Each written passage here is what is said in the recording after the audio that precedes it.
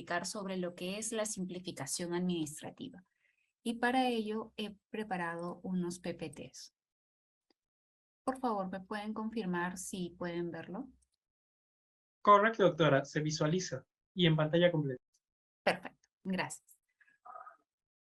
A ver, entonces, para poder hablar sobre simplificación administrativa, tendríamos que hablar en primer lugar de lo que establece la Ley del Procedimiento Administrativo General. Ahora tenemos el tubo de la LPAG.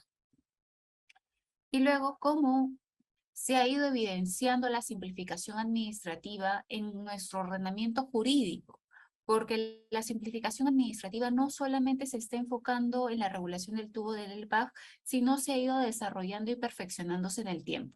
Y aún así, considero que todavía estamos en el camino para poder cumplir con las recomendaciones de la OCDE sobre simplificación administrativa. Para poder entender lo que es la simplificación administrativa, tenemos que saber comprender ciertos principios del procedimiento administrativo general que están regulados en el tubo de la LPAG.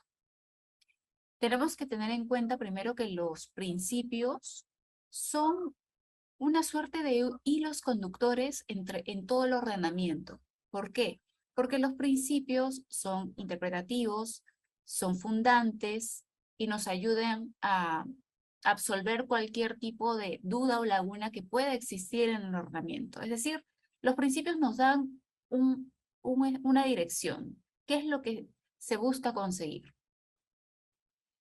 En primer lugar, hay que tener en consideración el principio de celeridad. En el tubo de la LPAG se dispone que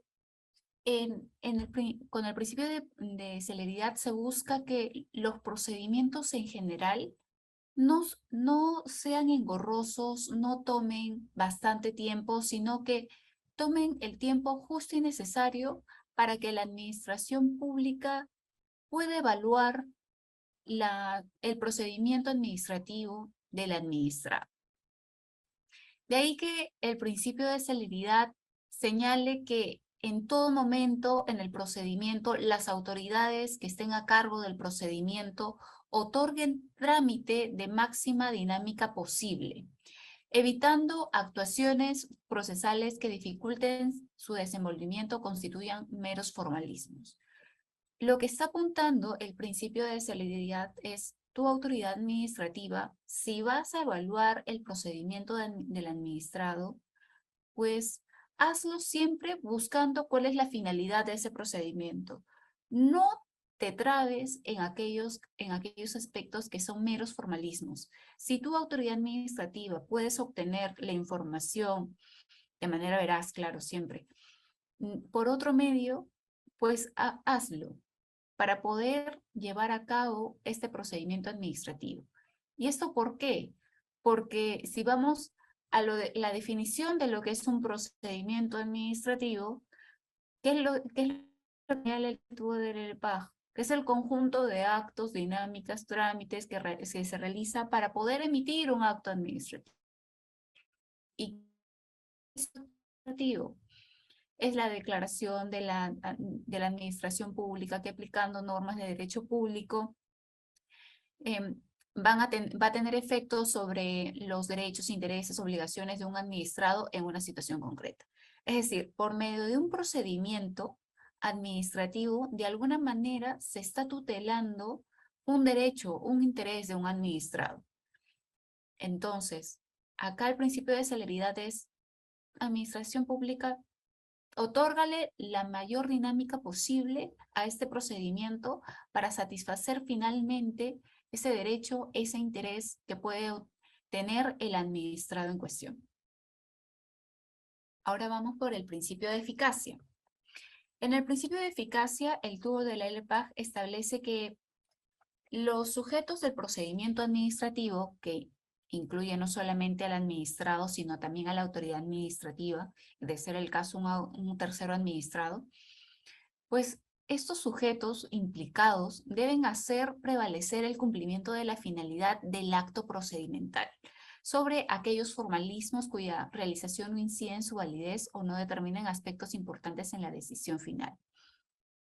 En este caso, el principio de eficacia nos está diciendo que en el marco de un procedimiento administrativo, no solamente se debe buscar otorgarle la mayor dinámica posible, que es lo que busca el principio de celeridad, sino que la autoridad administrativa a cargo del procedimiento siempre busque que se logre el fin, el objetivo de ese procedimiento, y que a razón de ello no busque o no se quede en la evaluación del procedimiento que que puede ser totalmente no subsanable, pero sí se puede seguir con el procedimiento sin quedarse en el formalismo. Ahora, solamente por darles un ejemplo, presento yo administrado una copia simple de un documento que me ha otorgado el Estado. ¿Por qué yo, autoridad administrativa, imaginemos que el administrado presenta una copia simple de una entidad, imaginemos, el MEM, y yo soy el INDECOPI. Estoy viendo temas de barreras burocráticas, imaginémonos.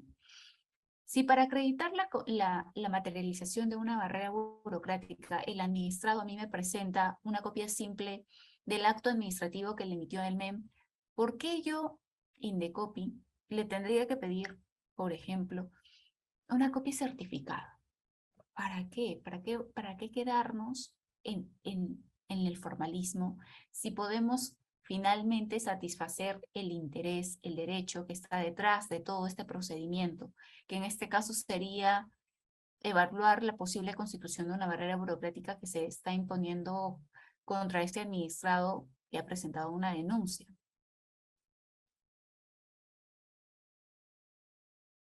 El siguiente principio que quiero que vean es el de simplicidad. En este caso, el tubo del LPAG está pensando en que el administrado es uno común y corriente, el administrado de a pie. El administrado no necesariamente tiene que ser abogado y no necesariamente tiene que tener a su abogado al costado. En aquellos casos, el tubo del LPAG lo que está pidiéndole a la administración pública es que cuando elabore los trámites, no solamente regule los trámites, sino en la actuación de cada trámite, pues que esto sea sencillo, que pueda ser entendible por cualquier persona, que se tome en consideración siempre como referencia el administrado de a pie. También pide el principio de simplicidad, criterio de razonabilidad al momento de la exigencia de requisitos por parte de la administración pública. En este principio, el tubo del LPAG está diciéndonos, tu administración pública, si vas a regular requisitos para que se pueda llevar a cabo el procedimiento administrativo, está bien, pero que sean racionales y que sean proporcionales a los fines que se persigue cumplir. Es decir, si en un procedimiento administrativo, imaginemos uno de licencia de funcionamiento, ¿por qué tendrías que pedir para la licencia de funcionamiento requisitos que están relacionados, imaginemos, solamente imaginemos, temas con el MEM, entidad que yo les hablaba hace un momento? Si es una persona que va a comercializar abarrotes, ¿por qué tendríamos que pedirle un requisito que no tiene nada que ver con lo que finalmente va a ser el administrado en cuestión? ¿Se dan cuenta? Siempre se busca la simplicidad, los requisitos justos y necesarios en los procedimientos para que, al administrado se le sea fácil cumplir con los requisitos, y dos, por parte de la administración pública no se sienta tampoco tan agobiada con la recopilación de documentos y evaluación de los documentos y finalmente evaluar el procedimiento. Hasta este momento yo les he hablado siempre de temas como buscar que el trámite sea lo más célere posible, que se otorgue la mayor dinámica posible al procedimiento, que siempre se esté enfocado en el administrado de a pie, que el administrado de a pie debe entender los requisitos que se le están pidiendo, que la actuación de toda la tramitación dentro de la administración pública sea simple. Para eso se puede presentar copias simples, se puede presentar declaraciones juradas. Entonces, para poder aún afianzar más la posibilidad de que estos procedimientos administrativos sean céleres, eficaces, simples, pues en el tubo del LPAG se establece el principio de presunción de veracidad. ¿Qué quiere decir este principio? Que todo aquello que el administrado alegue y presente en el marco de un procedimiento, pues se considerará veraz, es decir, se considerará como cierto. Y como la administración pública va a estar en la obligación inicial de considerar que todo lo que presente el administrado y alegue es veraz, pues se le va a otorgar cierta dinámica al procedimiento, porque la administración pública no va a tener esta carga de tener que corroborar, verificar exhaustivamente de que aquello que se está alegando, aquello que se está presentando, sí es acorde a la verdad. Pero ojo, eso no quiere decir que la administración pública se encuentre atada de manos y tiene que creerle todo al administrado. No. Para ello, también el tubo de la LPAG establece el principio de privilegio de controles posteriores. Es decir, está bien, el administrado se encontrará tutelado por el principio de presunción de veracidad cuando al momento de presentar sus diferentes solicitudes, cuando presente sus diferentes documentos, requisitos, en fin, se considerará ello veraz, pero la administración pública se encuentra en la obligación de tener que realizar fiscalización posterior de esa documentación o esas alegaciones, de ser el caso, que está presentando el administrado. De ahí que si bien en el marco del procedimiento primigenio, por así decirlo, se va a otorgar la máxima celeridad, dinámica, simplicidad posible, es obligación de la administración pública posteriormente realizar fiscalización. Entonces, teniendo en cuenta todos los principios que les acabo de mencionar, ¿cómo podríamos definir a la simplificación administrativa? Para iniciar, les tengo que decir que nosotros, para ser integrantes de la OCDE, pues la OCDE nos ha emitido una serie de recomendaciones y en la serie de recomendaciones a nosotros nos ha dicho que tenemos que afianzar la simplificación administrativa en nuestro ordenamiento. ¿Qué nos dice el Centro de Investigación Parlamentaria sobre la simplificación administrativa? Vamos a darnos cuenta que en cada uno de estos comentarios que yo he puesto en el PPT nos da ciertos matices de lo que se debe entender por simplificación administrativa. El Centro de Investigación Parlamentaria nos dice que es una iniciativa y una decisión política que requiere de una institucionalidad de seguimiento ad hoc en su diseño para reducir vallas, barreras y costos que impiden una mayor eficiencia social, en la interacción de ciudadanos y los agentes económicos. ¿Qué nos está diciendo el centro? Simplificación administrativa nos ayuda a reducir las vallas que pueden haber entre la administración pública y el administrado. Y que de alguna manera, cuando se reducen estas barreras, vallas, se va a otorgar mayor eficiencia en la interacción.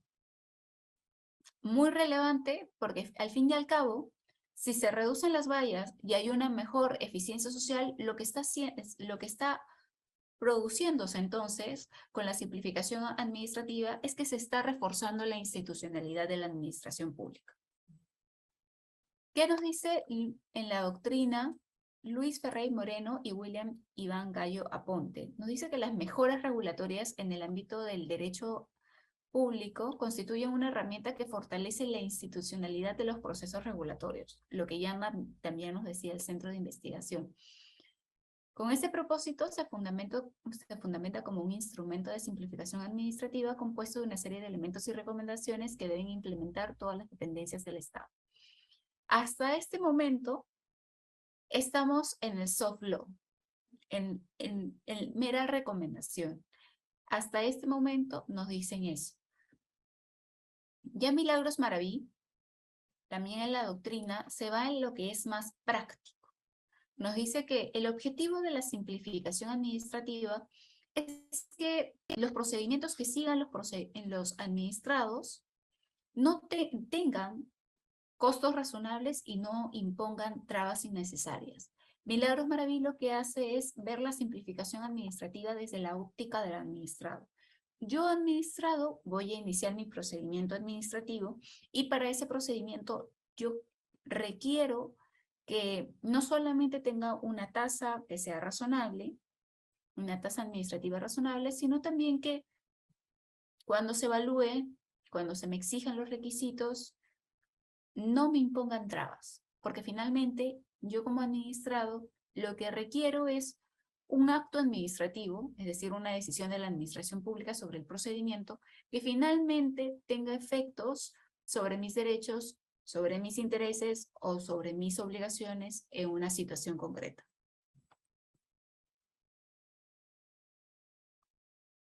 Un claro ejemplo y un gran paso que hemos dado en nuestro ordenamiento, a consecuencia de las recomendaciones de la OCDE, ha sido publicar el decreto legislativo 1246.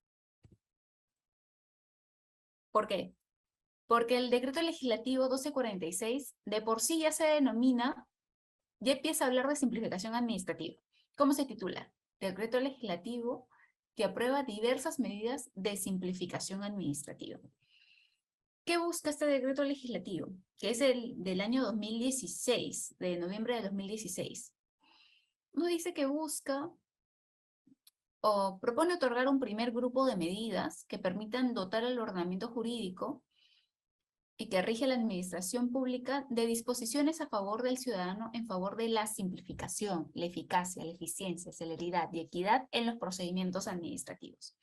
Es decir, este decreto legislativo lo que está asumiendo es que hasta este momento en el ordenamiento jurídico no necesariamente existía simplificación administrativa. Es decir, los procedimientos de las diferentes entidades públicas podían ser más simples, podían otorgar mayor, o sea, los procedimientos podían haberse resuelto con mayor eficacia, eficiencia, celeridad y equidad, pero hasta ese momento no ocurría.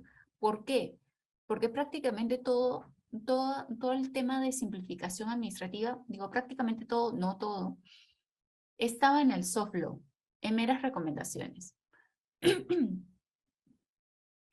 ¿Qué es lo que busca este decreto legislativo? Empieza a buscar lo que se ha denominado como mejora en la calidad regulatoria.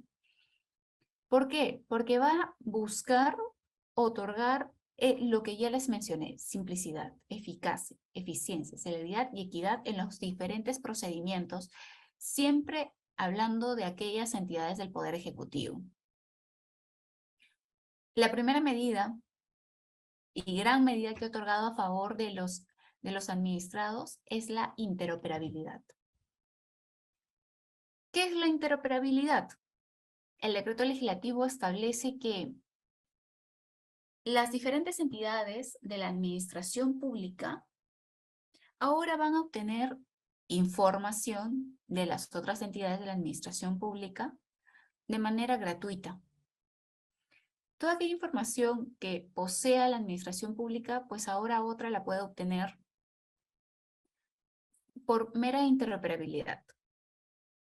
Ahora, ¿qué pasa con aquellos documentos, información en general que pueden vulnerar datos personales? En aquellos casos, la norma es bastante precisa en que se tiene que pedir autorización al administrado implicado. ¿Qué es lo que también está pidiendo la interoperabilidad?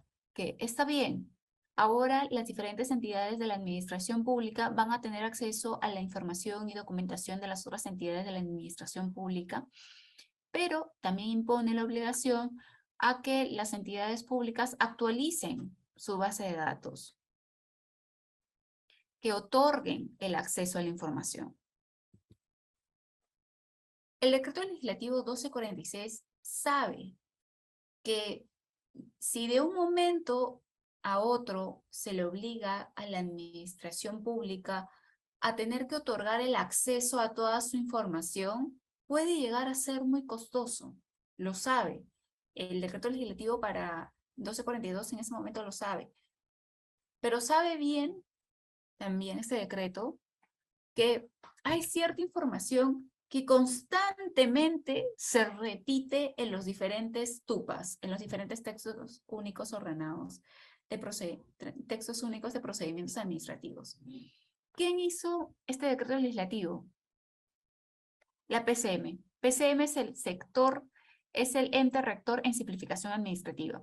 Ellos, al revisar diferentes TUPAs, detectaron que siempre se pedía la bendita copia de DNI, la vigencia de poder y entre otros documentos.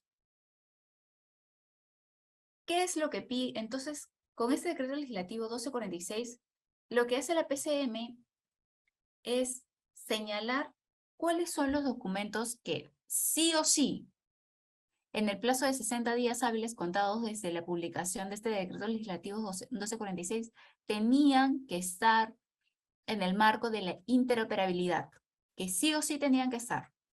Pues dice, disculpen.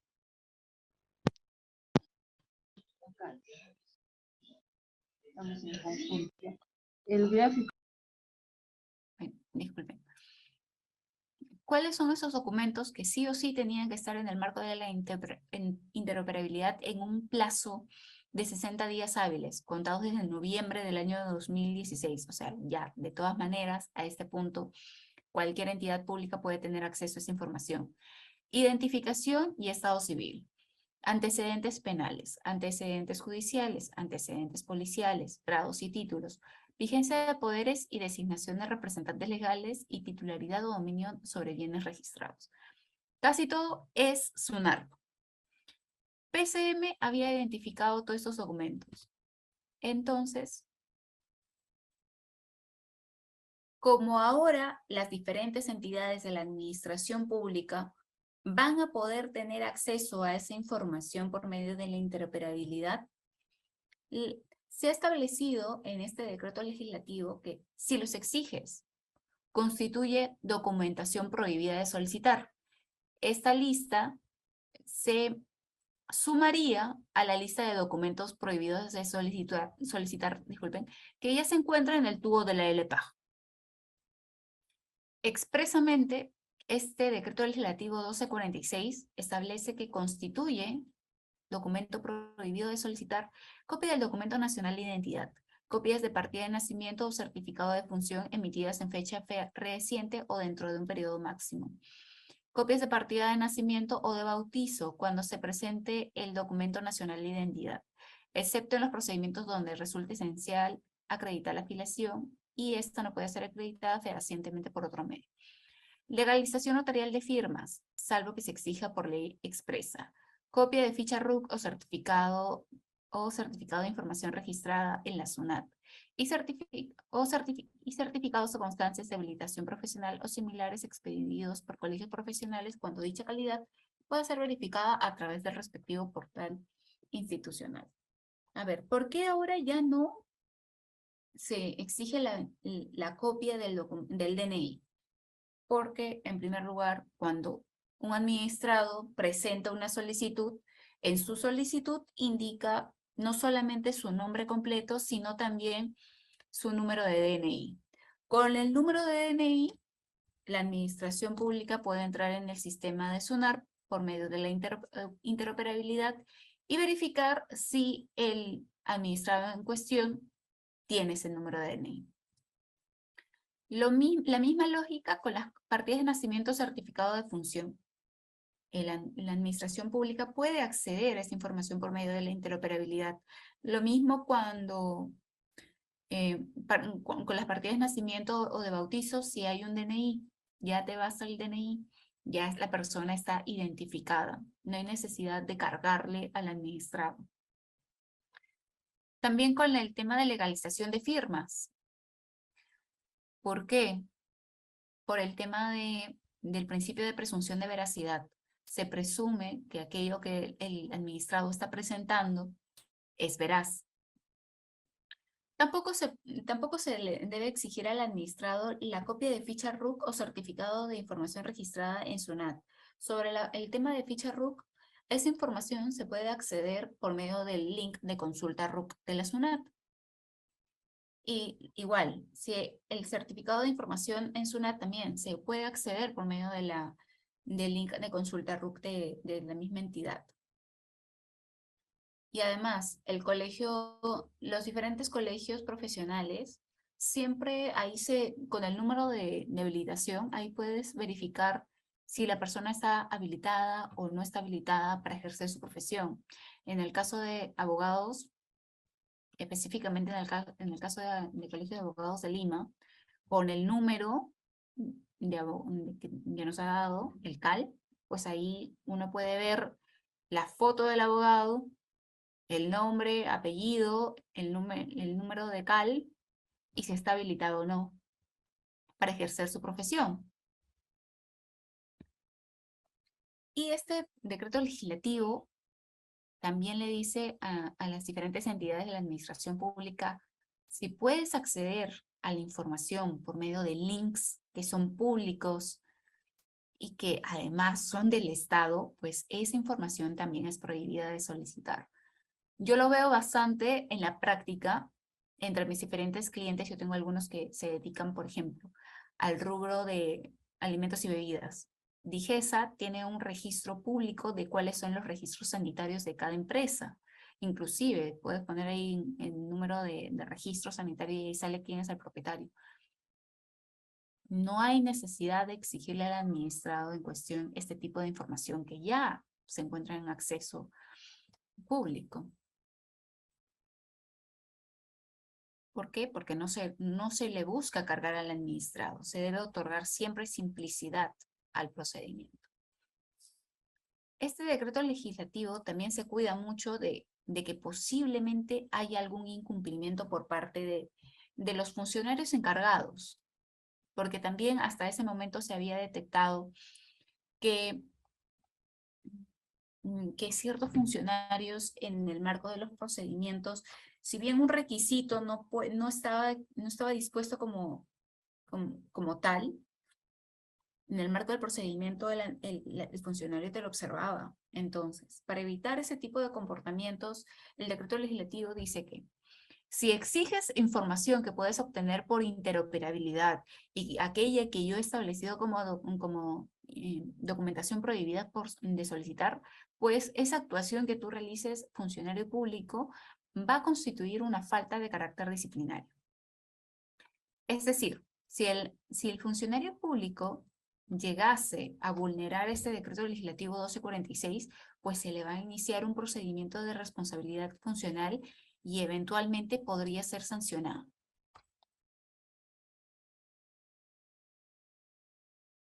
Hasta este momento yo les he dicho, la administración pública puede acceder a cierta información en el marco de la interoperabilidad. ¿Cómo puede acceder a esa interoperabilidad? Pues para ello la PCM ha implementado lo que es la Plataforma Nacional de Interoperabilidad. En esta plataforma, básicamente tienen acceso, a esta plataforma solamente tienen acceso a las entidades de la administración pública, y para tener acceso tienen que rellenar ciertos formatos, en fin. Pero ¿qué es lo que se busca finalmente? La agilización de la realización de trámites por el usuario o por el administrado, la cooperación entre instituciones de la administración pública, sin distinción de su nivel de desarrollo tecnológico, facilidad para la simplificación administrativa y los procesos de las instituciones y la reducción de costos gracias a la reutilización de información y funcionalidades. Es decir, lo que se busca con esta Plataforma Nacional de Interoperabilidad es que finalmente las diferentes entidades de la administración pública pueden tener acceso pronto a la información que necesitan y de esa manera tener el efecto de simplificar los procedimientos de los administrados. Ahora vamos a ver algunas noticias que evidencian que este decreto legislativo ha tenido cierto éxito desde su implementación. Primero nos dicen, obtener el certificado de antecedentes policiales sin tener que ir a la comisaría. Antes tenías que ir a la comisaría, ahora no. Si generalmente solo he tenido bancos. Si el banco en cuestión tiene un convenio, te vas al banco, te imprimen tu certificado. Excelente. Antes era un dolor de cabeza tener que obtener el reembolso de aranceles, tasas, en fin. Ahora ya hay un sistema bastante, es virtual el tema de reembolso. Y eso prácticamente, el tema de reembolso ha sido visto en SUNAT, en RENIEC, en PRONAVEC, pero en fin, esta obligación de contar con la virtualidad es para todos. ¿Qué es lo que dijo la PCM en aquel año? Pues que con la simplificación administrativa se logró eliminar el 30% de trámites y 1.300 requisitos. Unas frases que impactan bastante en términos de simplificación administrativa fueron las siguientes. Gracias al proceso de simplificación administrativa puesto en marcha para brindar mejores servicios a la ciudadanía, se ahorró un total estimado de más de 290 millones de soles en favor de la ciudadanía y las empresas. Claro, si al administrado en cuestión ya no se le va a exigir presentar copia de su DNI, pues ya se ahorra 10 céntimos en la bendita copia. Ustedes dirán, son 10 céntimos. ¿Por qué? Si lo ves desde un administrado, está bien, será mínimo, pero piensa en la cantidad de administrados que existen en el país y los diferentes procedimientos que existen en el país. En verdad, esos 10 céntimos, si lo vemos en el macro, sí representan un ahorro a la ciudadanía. Lo mismo, si podemos presentar ciertos documentos en copia simple que son necesarios presentar y ya no en copia certificada o sin firma legalizada, claro, es el ahorro que se está dando en el administrado. También, el solo hecho, hay procedimientos que están subordinados al cumplimiento de otros procedimientos, ¿ok? Si hacemos que este procedimiento en cuestión no tenga que depender de este otro procedimiento, pues lo que vamos a lograr es reducir tiempo en el administrado, tiempo que va a jugar a su favor posiblemente. Entonces, ¿qué también dijo la PCM? La simplificación administrativa también responde a una actuación justa y eficiente del Estado enfocado al servicio que se brinda a las personas. Exacto. El derecho público está enfocado en la tutela del interés público. Entonces, ¿para qué existe la administración pública? Pues la administración pública existe finalmente para servir al administrado. Como va a servir al administrado, lo que se busca es que otorgue una actuación justa y eficiente. También la simplificación administrativa toma rol preponderante en atención de los servicios de las personas. No solo nos ayuda a eliminar requisitos y cargas innecesarias, sino también nos ayuda a dar una respuesta oportuna, eficiente y eficaz a las necesidades de las personas. Claro, y esto porque siempre se busca la finalidad, que es tutelar el derecho, el interés o la obligación que exista en el administrado, en la situación concreta. Siempre se va a buscar eso. Ahora que les he explicado el decreto legislativo 1246, para hablar de simplificación administrativa, considero que es relevante también tocar el tema de análisis de calidad regulatoria, el denominado ACR, que también se implementó a consecuencia de las recomendaciones de la OCDE. ¿Qué es lo que nos decía la OCDE? Pues que los diferentes procedimientos, o sea, que en el país se había detectado que las entidades de la administración pública tienen función normativa. Es decir, existe la ley y luego el reglamento, y este reglamento es la orden, prácticamente el tipo de norma por excelencia en la administración pública, porque la administración pública puede emitir estas normas con rango de reglamento, ley y reglamento. Y por medio de reglamento, generalmente se crean y se regulan procedimientos administrativos. Lo que había detectado la OCDE es, está bien, las entidades públicas, la administración pública, tiene esa función. Crean procedimientos administrativos, los regulan, pero no se ha detectado que haya cierta idoneidad, necesidad y proporcionalidad en la regulación de estos procedimientos administrativos. Esto sucedía sobre todo en las municipalidades, un mismo procedimiento, el de licencia de funcionamiento, por ejemplo, o el tema de la emisión del certificado ITSE, podía contener diferentes requisitos dependiendo de la municipalidad en la cual estés, ¿no? En la cual tú tenías que exigir, tú tenías que solicitar. 20 requisitos en una municipalidad, 5 requisitos en otra, todo dependía de la municipalidad. ¿Qué es lo que se busca en este caso con el decreto legislativo 1316? Otorgar cierta uniformidad al momento de la evaluación de de cómo regular un procedimiento administrativo. Es decir, ok, administración pública, tú tienes tu función normativa, está bien, nosotros lo respetamos, pero eso sí, al momento que tú regules procedimientos administrativos, tú vas a tener que hacer una evaluación de que ese procedimiento administrativo que tú pretendes poner en marcha tiene que ser idóneo, necesario y proporcional en sentido estricto. Cuando les digo idóneo, necesario y proporcional en sentido estricto, finalmente les estoy diciendo que deben cumplir con el test de proporcionalidad.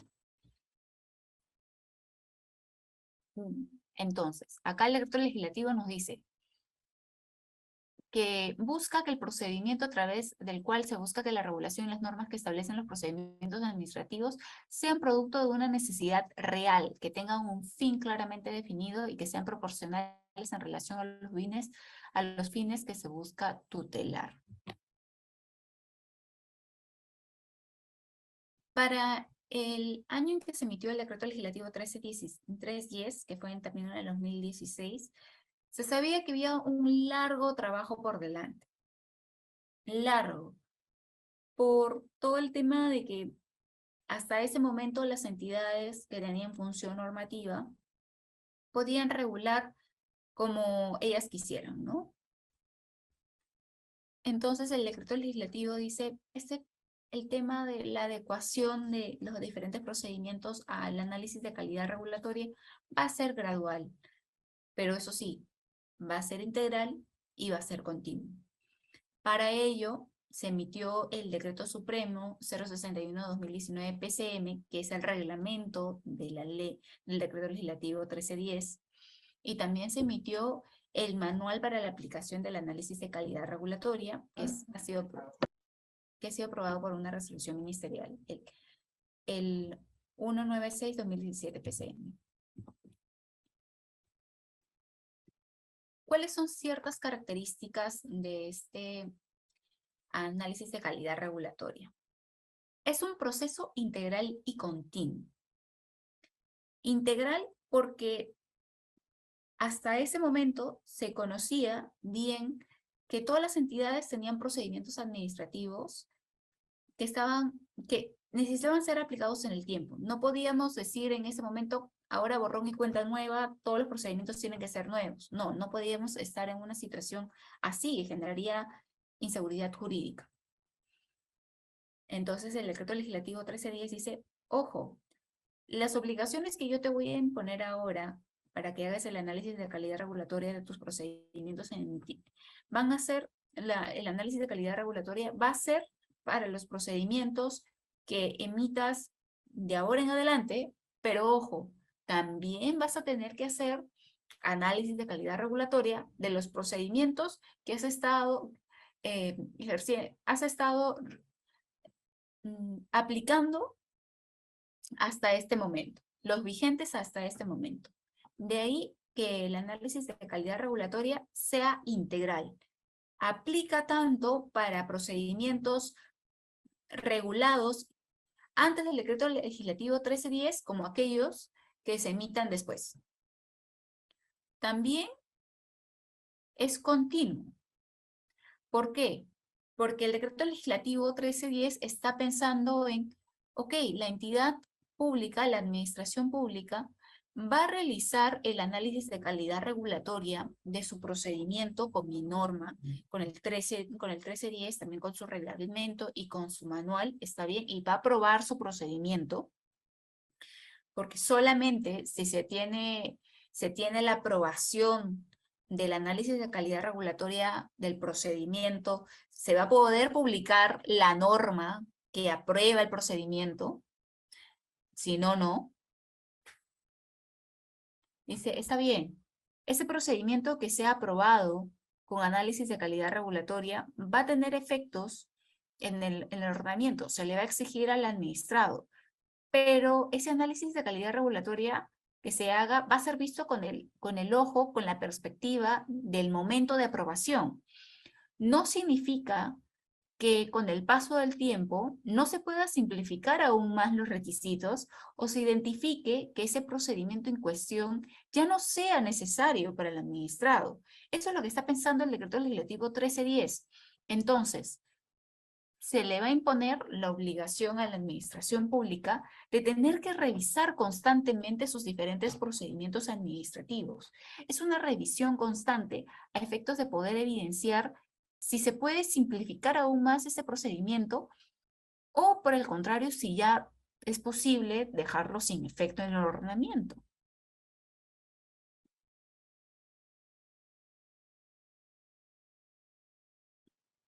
También el ACR es aplicado únicamente por las entidades del Poder Ejecutivo.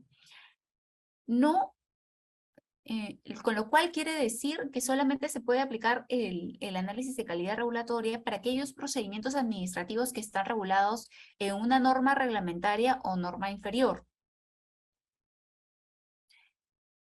Contrario sensu, quiere decir que aquellos procedimientos administrativos que han sido previstos, que han sido regulados por medio de una norma con rango de ley, no se puede meter. Esto es claramente un respeto a la función legislativa que tiene el Congreso de la República. Si el Congreso de la República llega a emitir una ley que regula un procedimiento administrativo, pues esa ley no va a tener que pasar por ACR.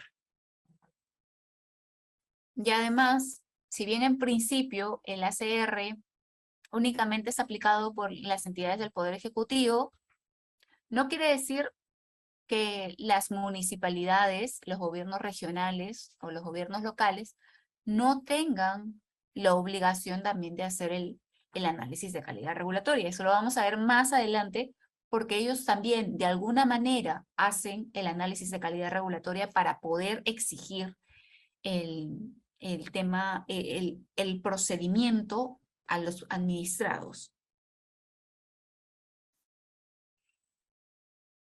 También existen ciertos supuestos que están exentos del ACR. Esto está pensado básicamente en el tema de los organismos reguladores. Los organismos reguladores tienen función normativa y también tienen función reguladora. En aquellos casos en los que se vea el tema de función reguladora, en aquellos supuestos no se va a meter el decreto legislativo 1310, no es aplicable, pero en aquellos aspectos en que sí se regulen procedimientos administrativos que no tengan que ver con la función reguladora, allí sí aplicará el análisis de calidad regulatoria. También el análisis de calidad regulatoria está pensando en que los procedimientos que se van a evaluar conforme a este decreto legislativo tienen que ser procedimientos iniciados de parte, es decir, el administrado es quien presenta su solicitud a la administración pública para que la administración pública evalúe y, de ser el caso, otorgue o no otorgue aquello que el administrado le está pidiendo. ¿Por qué para aquellos procedimientos que se inicien de parte? Porque son aquellos en que son aquellos procedimientos en los que más que todo el administrado busca que se le tutele un derecho o un interés. Y además, los procedimientos que son iniciados de oficio son aquellos, los sancionadores, por ejemplo. En esos casos se rigen bajo los principios y normas generales que están en el tubo del LPAG y también en las leyes especiales correspondientes. Hasta este momento, la administración pública es la que realiza el ACR para poder exigir los procedimientos ante los administrados. Pero ojo, una vez que la administración pública ha realizado el análisis de calidad regulatoria de sus procedimientos, esto tiene que ponerlo a consideración de la PCM. La PCM tiene la Comisión Multisectorial de Calidad Regulatoria. Si esta comisión multisectorial otorga la conformidad, aprueba el análisis de calidad regulatoria que ha hecho la entidad pública, pues la entidad pública recién con eso podrá publicar su norma, en la cual señala que cuáles son los nuevos procedimientos, cuáles son los nuevos requisitos, el plazo y demás. Si no cuenta con esta aprobación de la comisión multisectorial, pues ese procedimiento administrativo que regule los requisitos, plazos y demás no pueden tener efectos en nuestro ordenamiento jurídico. De ahí que el tema que se tenga que realizar necesariamente el análisis de calidad regulatoria y que se realice bien es bastante importante para las entidades públicas. Como consecuencia, los administrados se benefician. Ahora, tenemos dos tipos de análisis de calidad regulatoria. Los procedimientos en stock. Tenemos el ACR en stock y el ACR ex ante. El ACR stock está sobre todo pensado para los procedimientos que estaban vigentes cuando se emitió este decreto legislativo 1310 y hasta que se publicó el manual del ACR. Todos aquellos procedimientos que se encontraban vigentes hasta ese momento tenían que pasar por un análisis de ACR en stock, que era básicamente lo mismo que el ex ante, que es evaluar si los procedimientos que teníamos vigentes hasta ese momento eran idóneos, necesarios y proporcionales en sentido estricto. Ahora, a este punto, año 2022, ya los procedimientos en general se necesitan del ACR ex ante, es decir, el proyecto de norma que regule el procedimiento administrativo en cuestión y todo aquello que implica requisitos, plazo, tasa, trámites, en fin, tiene que pasar por el análisis ex ante. Se tiene que corroborar que el proyecto de norma cumple con el análisis de calidad regulatoria, que se tiene la aprobación de la Comisión Multisectorial.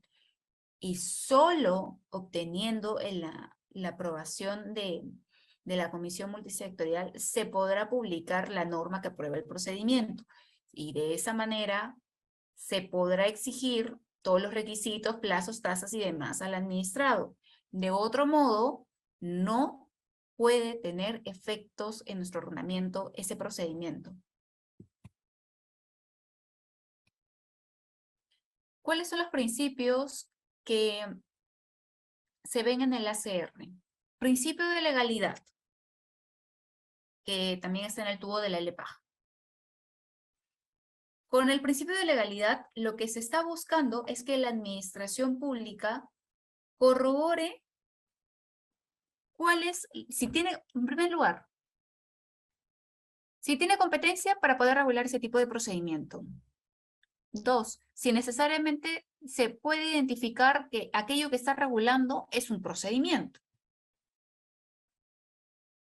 3, la base legal que otorga validez al procedimiento. Y bueno, último, la competencia que ya les dije. Luego viene el análisis de necesidad, que se basa en el principio de necesidad. Quiere buscar aquí la razón de ser del procedimiento. Es decir, si el procedimiento existe es porque algo busca, algo. ¿Qué problema pretende resolver el procedimiento administrativo? ¿Y necesariamente se necesita un procedimiento administrativo para solucionar ese problema o no? Con el principio de efectividad, lo que se busca es administración pública. Tú pides los requisitos. Si vas a pedir requisitos, pues que sean los justos y necesarios. No pidas más.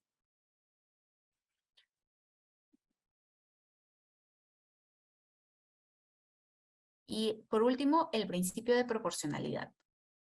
En el principio de proporcionalidad, lo que se busca es que exista una debida proporción entre el objeto del procedimiento y los requisitos exigidos, mediante la determinación y reducción de cargas administrativas que generan a los administrados. Entonces, la historia larga hecha corta es: el análisis de ACR busca idoneidad, necesidad y proporcionalidad en estricto sensu en la regulación de procedimientos administrativos. Más recientemente, ya se ha publicado la norma del RIA, el análisis de impacto regulatorio, que en cierta manera se asemeja al análisis de calidad regulatoria, pero no es lo mismo. El RIA lo que busca es el análisis sobre la regulación de los efectos de determinar la necesidad o no de dichas normas. Es decir, mientras en el ACR se está enfocando en la regulación de procedimientos administrativos iniciados de parte, lo que está buscando el RIA es el análisis de todo tipo de norma del Poder Ejecutivo. Que estos finalmente también sean idóneos, necesarios y proporcionales en sentido estricto. ¿Esto por qué? Porque puede haber regulación que no implica un procedimiento administrativo, pero existe prohibiciones, exigencias que puedan hacer las diferentes entidades del Poder Ejecutivo, pero que no tengan una razón de ser, o que en verdad aquello que busca la administración pública se pueda obtener por otra manera. Y cuando yo les digo de otra manera, siempre hay que verlo desde el tema de: ¿es posible que aquello que está prohibiendo se pueda prohibir? No, imaginemos, evitar por medio de una fiscalización por parte de la administración pública, siempre hay que pensar en eso. En el análisis de ACR, como les digo, es más que todo enfocado en el ámbito del procedimiento y buscar que este procedimiento sea célere, eficaz, simple, prevaleciendo aspectos de veracidad y siempre privilegiando el control posterior. Y bueno, también como un mecanismo de simplificación administrativa, se ha implementado el Sistema Único de Trámites, el denominado SUT. Como objetivo general, el SUT tiene que es elaborar y estandarizar los diferentes textos únicos de procedimientos administrativos de las entidades públicas, que son los TUPAs. Es decir, hasta antes del SUT, si bien la PCM había emitido ciertas normas que regulaban cómo se debía elaborar y cómo se debía publicar un TUPA, pues en la práctica se había encontrado de todo. El SUT lo que busca es estandarizar todo eso. Y si en alguna oportunidad de la vida van y revisan lo que implica el SUT, es, primero, lo más sencillito, ¿no? O sea, poner los datos de la administración pública y luego te van preguntando qué procedimiento vas a regular, tú pones el nombre del procedimiento y curiosamente te van pidiendo base legal del procedimiento. ¿Por qué es un procedimiento administrativo, no? Tienes que empezar a establecer el análisis, ¿no? ¿Cuál es la base legal del requisito, no? ¿Cuál es el plazo del procedimiento y por qué, si pasan los 30 días hábiles, por qué necesitas un plazo mayor, no? Y poco a poco te vas dando cuenta que estás haciendo un análisis de calidad regulatoria sin darte cuenta. El SUT no solamente es aplicable a las diferentes entidades del Poder Ejecutivo, sino también a los órganos, a los gobiernos regionales y a los gobiernos locales. Es decir, el SUT lo que de alguna manera está exigiendo a todas las entidades que conforman la administración pública es realiza tu análisis de calidad regulatoria y que esto finalmente se proyecte en el TUPA, porque el TUPA es el documento de gestión que va a revisar el administrado al momento de solicitar de solicitarle algo a la administración pública por medio de un procedimiento administrativo. Entonces, tenemos que, pero vamos, si eres una entidad del Poder Ejecutivo y ya hiciste tu análisis de calidad regulatoria previa, el SUT es bastante sencillo, porque prácticamente se traslada toda la información que le presentaste en alguna oportunidad a la PCM. Si eres una entidad que no forma parte del Poder Ejecutivo, no se te habrá aplicado el Decreto Legislativo 1310, pero realizarás el análisis de calidad regulatoria porque necesitas tu TUPA por medio del SUT. Ahí explicarás la legalidad, explicarás la necesidad. Por asistir a esta ponencia, espero que algunas ideas mías hayan calado en ustedes. Y como les he dicho, la simplificación administrativa todavía es un proceso en nuestro país. Todavía estamos en el camino y diferentes actos dispersos quizás en nuestro ordenamiento, pero de alguna manera nos están ayudando a que el administrado tenga procedimientos que sean simples, céleres, idóneos, necesarios y proporcionales en nuestro ordenamiento. Y les vuelvo a reiterar, la administración pública existe porque está al servicio del administrado y siempre tiene que ser así.